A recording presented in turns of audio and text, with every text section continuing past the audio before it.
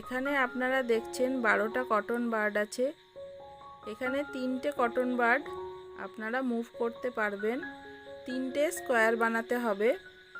3টে স্কোয়ার বানানোর পর কোনো কটন বার্ড কিন্তু আলাদাভাবে পড়ে থাকবে না।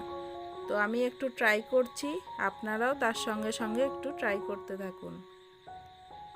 আমি এখান থেকে একটা কটন বার্ড নিয়ে এদিকে রাখলাম। এটা গেল 2 নাম্বার।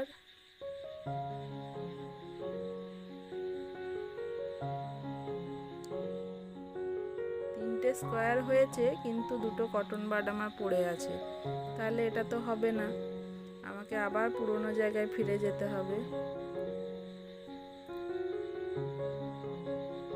আমি আরেকবার ট্রাই করে দেখছি, আপনারাও ট্রাই করতে থাকুন।